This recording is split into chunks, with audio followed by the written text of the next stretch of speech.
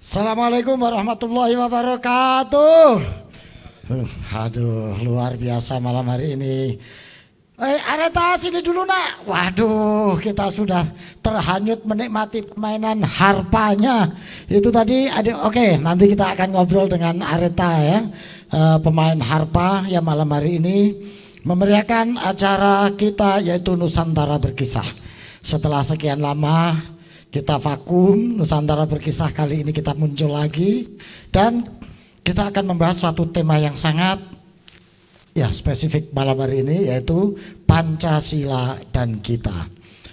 Langsung dari Auditorium Makara Art Center Universitas Indonesia kami menemani Anda semuanya yang ada di layar online ya, di jamaah YouTube ya kali ini kita bersama-sama ya.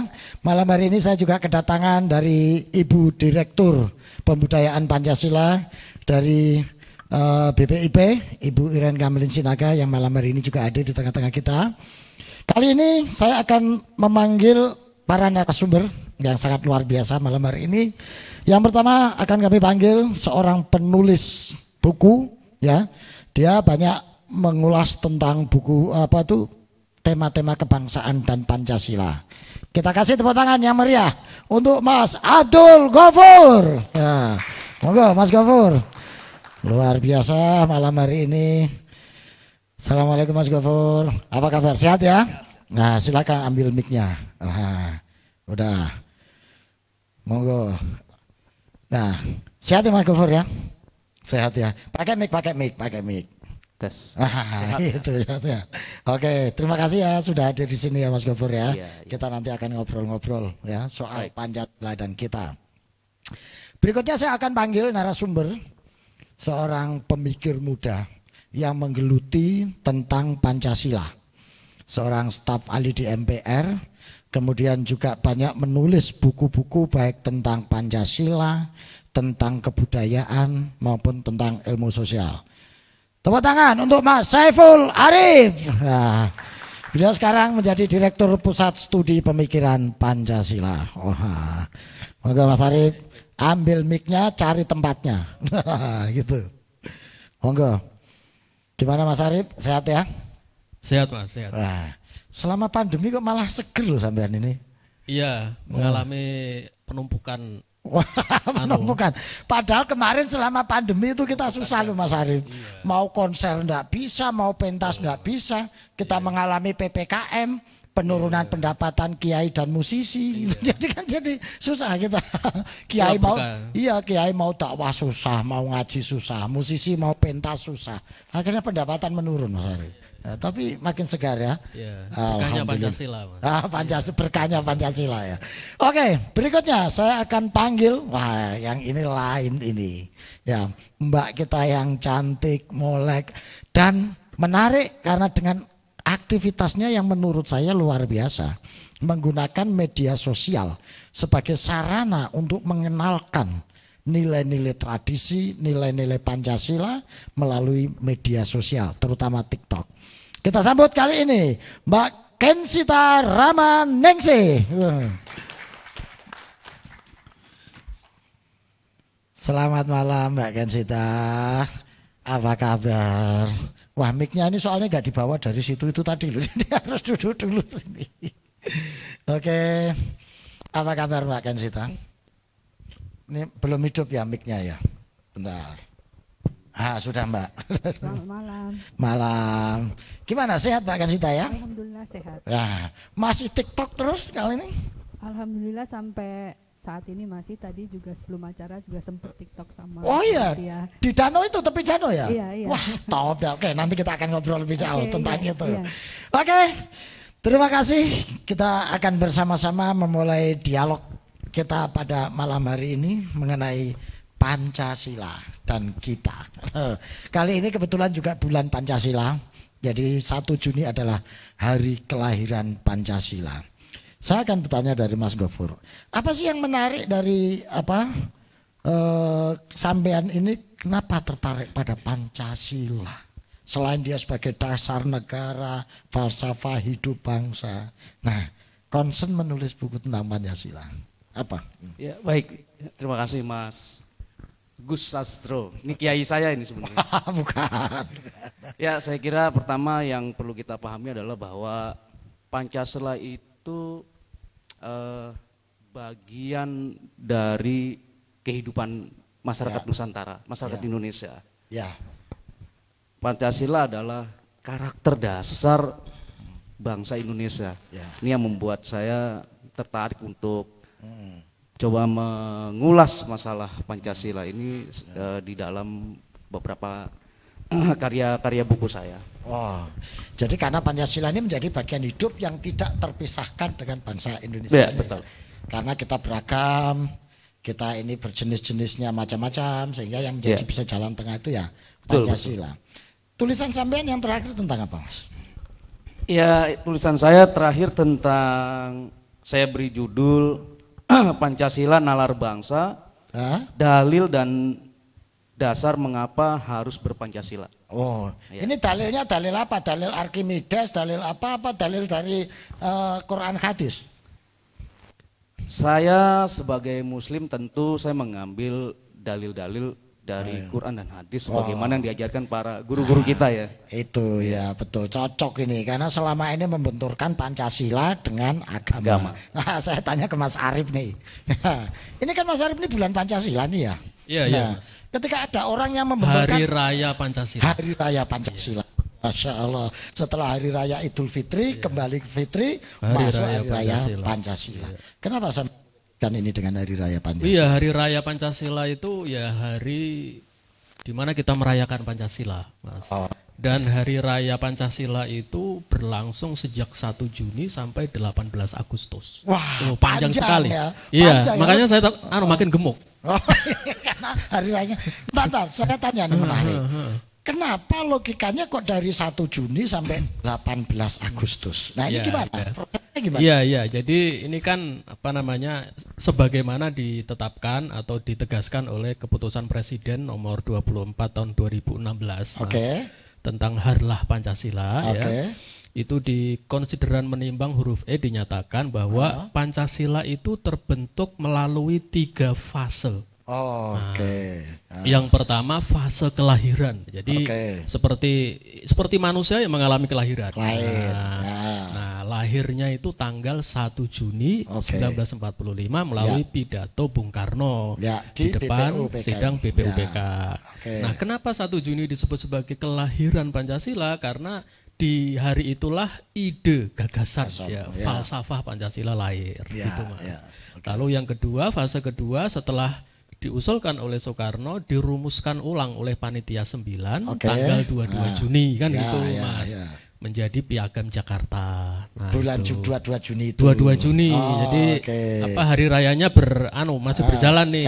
Iya kan 1 Juni sampai 22 Juni. Iya. Jadi kalau 1 Juni itu lahir 22 Juni ini itu diulesin, kira-kira dikasih popok gitulah. Hitanan lah paling hitanan atau apa ya. Kan? Nah, kemudian keluar akte lahirnya.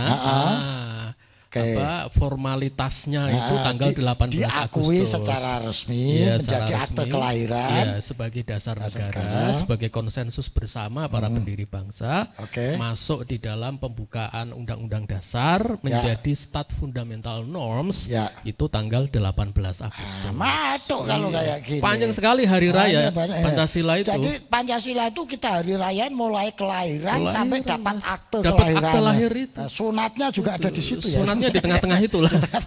Jadi kalau ada orang yang ngomong, wah ini lahirnya tanggal sekian, ini enggak lahirnya tanggal 18, lahirnya tanggal 22. Betul. Nah itu berarti bisa runtut dengan logika seperti ini gitu. Oke, jadi paham aku.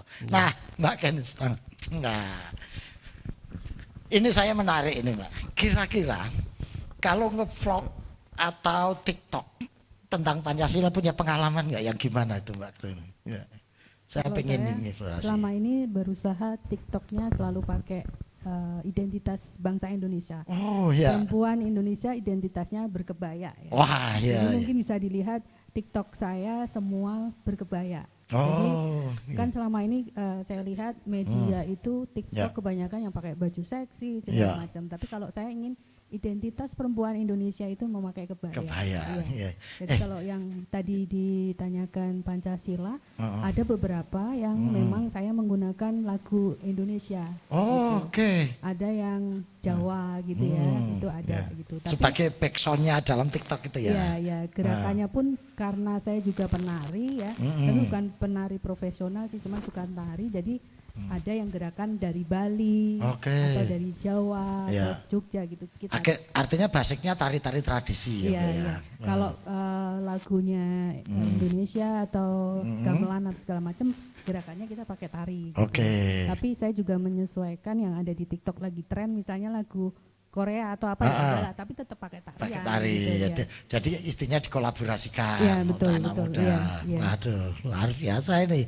Mbak pernah punya pengalaman menarik nggak dengan melakukan TikTok yang seperti itu? Saya pernah melakukan TikTok di gedung DPR. Oh ya? Di MRT. Jadi kalau TikTok itu udah nggak kenal apa ya? Nggak kenal malu. Tempat. Udah nggak kenal malu. Jadi kata orang, urat malunya udah putus pokoknya. Yang penting kita seneng ya. Sebenarnya intinya waktu saya menggunakan TikTok itu karena untuk biar fresh aja ya. Karena udah kerja, udah capek, akhirnya Sabtu Minggu ngapain ya? Akhirnya TikTokan. Sehingga teman-teman komunitas, teman-teman kantor dan teman-teman saya itu banyak bilang ini ratu TikTok, padahal masih ada yang lebih ratu lagi gitu. Cuman karena saya pakai kebaya jadi beda gitu ya. Ya, saya ini pengen tanya nih, apa sih yang mendorong dan menginspirasi sampean untuk tiba-tiba muncul pakai kebaya, pakai gaya tarian tradisional, pakai lagu-lagu Indonesia. Itu ceritanya gimana sampean kok tiba-tiba begitu itu loh? Iya, saya tergabung di komunitas juga, komunitas budaya, komunitas berkebaya. Jadi memang keseharian kami memakai kebaya. Tapi saya juga ikut komunitas untuk kebudayaan adat. Jadi saya juga memakai baju adat. Kayak kemarin di acara terakhir saya memakai baju Dayak. Wih, jadi mungkin nanti bisa dilihat di TikTok saya memakai baju Dayak dengan lagu Dayak juga ada, Indonesia juga ada. Menarik ini. Bagaimana memanfaatkan media sosial dengan konten-konten kebangsaan yang kece, yang update itu ya, up to date dan lain sebagainya. Apa ya, bermuda ya. Yang zaman now kalau zaman now. Cuman saya juga zaman now tapi di zaman old gitu ya. Menyesuaikan sama milenial kan Mas ya. Jadi supaya tidak boring juga gitu. Walaupun enggak sebenarnya udah enggak muda lagi gitu. Cuman, tetap muda dong semangatnya. Ngajak generasi muda untuk tetap mencintai kebudayaan. Ini yang walaupun penting. Kita sekarang memakai ada IG, ada FB, ada TikTok gitu. Nanti kita harus TikTok loh Mbak. Boleh. Kita semua yang hadir di sini pada TikTok semua ya nanti. Saya kembali ke Mas Gofur. Mas Gofur, selama ini kan sampean concern untuk menggali, menulis ya. Nah, sudah apa saja yang sampean tulis tentang Pancasila ini selain buku yang terakhir ini? Ya, banyak tema-tema tentang kebangsaan yang saya tulis. Cuma baru kali ini yang agak lebih concern ya tentang Pancasila. Termasuk tadi yang disampaikan Mas Saiful itu juga ada di buku ini ya. Jadi memang fase kelahiran Pancasila itu seolah-olah ada 3 fase gitu. Tapi menurut hemat saya ini sebetulnya menjadi satu rangkaian gitu. Yang menarik begini Mas. Jadi ada peristiwa, mungkin Mas Saiful juga pernah membacanya ya. Jadi pada kelahiran Pancasila 1 Juni, di dalam memoirnya Hatta itu memang menyatakan bahwa satu-satunya founding fathers yang menyatakan istilah Pancasila. Enggak, saya enggak setuju founding fathers. Founding parents. Founding parents. Nanti kalau founding mothernya nanti kacau. Mothernya ngambek nggak diajak. Founding father, mothernya gimana? Founding parents. Founding parent ya. Para pendiri bangsa ini ya. Bung Karno lah yang menyatakan istilah Pancasila gitu. Diterima dengan bulat mutlak dan itu diamini oleh Bung Hatta. Kemudian pada tanggal 22 Juni ini dari panitia 9 ada panitia kecil sebetulnya. Nah, kelompok muslim ini merumuskan tentang pasal 1 ya, yang berbunyi ketuhanan yang Maha Esa dengan kewajiban menjalankan syariat Islam bagi para pemeluknya. Yang itu kemudian dikenal dengan Piagam Jakarta pada saat sidang itu, pada saat rapat itu, sahabat kita dari kawan Katolik A.A. Maramis itu setuju sebetulnya pada waktu itu. Nah, begitu mau setelah kemerdekaan tanggal 17, lalu kemudian akan penetapan undang-undang dasarnya tanggal 18, sore hari Bung Hatta ditelepon oleh ajudan dari Laksana Meda bahwa sahabat-sahabat kita yang berbeda agama ini tidak menyetujui redaksi yang embel-embel tentang menjalankan syariat Islam itu. Saat itu Bung Hatta sebelumnya kaget. Loh gimana? Kemarin santai-santai aja kok gitu. Kita duduk bareng harmonis damai gitu. Cuma karena menimbang persoalan yang lebih besar gitu, meskipun muslim mayoritas dan memang katakanlah punya saham cukup besar di dalam republik ini, karena yang gugur juga banyak gitu. Sehingga merasa bahwa syarat ini redaksi ini cukup penting bagi kelompok muslimin. Tapi dengan kebesaran jiwa para founding fathers kita, atau founding parent kita itu, maka Bung Hatta, Kiai Wati Hasim, dan kelompok muslim yang mewakili di dalam panitia 9 itu dengan besar hati mencoret embel-embel syariat menjalankan agama Islam untuk para pemeluknya gitu. Tapi yang penting keutuhan bangsa yang baru saja kita raih kemerdekaan ini lebih penting. Dan yang lebih penting lagi, tanpa kata itu pun syariat Islam tetap boleh dijalankan oleh umat Islam. Itu yang terpenting. Sehingga akhirnya kita sepakat. Mas Arief mungkin gimana terkait dengan, karena banyak orang ya Mas Arief yang tetap bukan meragukan sih, ngokrek gitu loh, mengulik-ngulik bahwa ini lahirnya enggak, ini lahirnya garuk-garuk yang enggak gatal. Iya, gitu itu kan jadi luka lagi akhirnya kalau seperti itu gitu. Nah, sebetulnya ini bagaimana proses itu gitu. Seperti tadi Bung Hatta sudah melakukan itu. Saya pengen Mas Arief juga berkomentar soal ini. Iya, jadi memang Mas, jadi kenapa pidato Soekarno disebut sebagai pidato kelahiran Pancasila? Karena pidato itulah yang ditetapkan oleh BPUPK sebagai bahan dasar perumusan dasar negara oleh Panitia 9. Gitu Mas. Jadi setelah Soekarno berpidato tuh, ya kan, lalu BPUPKI langsung ketok palu nih, memutuskan bahwa pidato ini yang menjadi bahan utama perumusan dasar negara. Nah, oleh karena itu dibentuklah panitia kecil yang awalnya 8 orang, lalu kemudian menjadi 9 orang, jadilah panitia 9 itu. Gitu kan, kemudian menjadi Piagam Jakarta. Nah, Soekarno itu selain mengusulkan Pancasila, itu beliau kan sebagai ketua panitia 9, kan gitu kan Mas, yang memimpin proses revisi pidatonya menjadi dasar negara. Nah, lalu pertanyaannya adalah apa yang direvisi oleh Panitia 9 kan gitu kan? Nah, yang direvisi itu, nah ini menurut kesaksian Ki Hajar Dewantoro Mas. Nah, Ki Hajar Dewantoro ini selain Bapak Pendidikan Nasional, beliau juga anggota BPUPKI, PPKI kan. Nah itu beliau memberikan kesaksian bahwa yang direvisi oleh Panitia 9 yang diketuai Soekarno hanyalah bentuk dari Pancasila. Oh, susunannya? Iya, susunannya gitu, bentuknya. Sedangkan isinya tidak diubah sama sekali. Jadi casing formatnya aja, substansinya jadi sistematikanya itu Mas. Makanya kan Ki Hajar pernah menyampaikan pertanyaan, kenapa kok tidak ada sila kebudayaan? Gitu. Kenapa kok tidak ada sila kemerdekaan? Gitu. Kenapa kok sila-silanya kok kebangsaan, kemanusiaan sampai ketuhanan itu?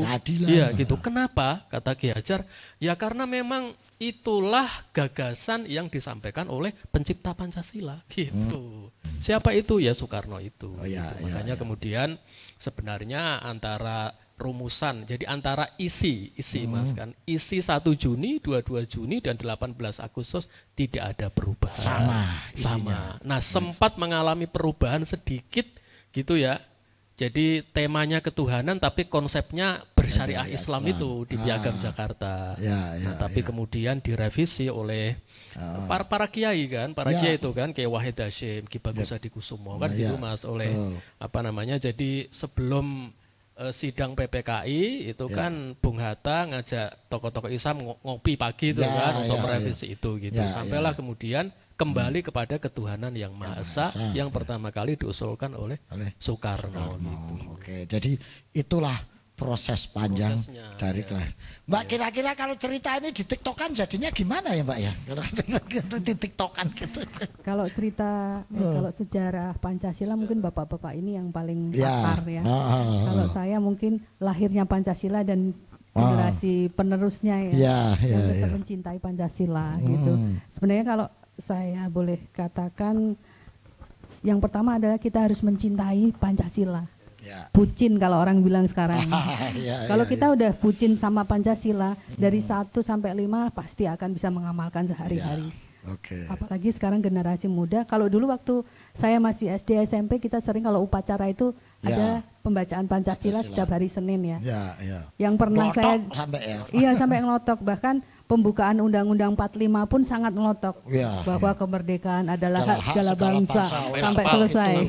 Itu apal sekali. Cuman yang sangat miris sekarang generasi muda kayaknya nggak semuanya deh bisa hafal 1 sampai 5. Coba sebutkan sila keempat, udah langsung mikir dulu. Padahal kalau kita zamannya kita udah langsung hafal ya. Gitu. Saya lebih membidik dan lebih melihat untuk generasi muda sih ya, untuk mencintai Pancasila itu aja. Modal utama untuk generasi muda sekarang tuh Pancasila gitu.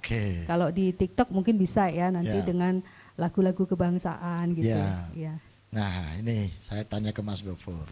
Kata kunci dari Mbak Kensita itu adalah mencintai. Bagaimana kita bisa mencintai kalau kita tidak kenal?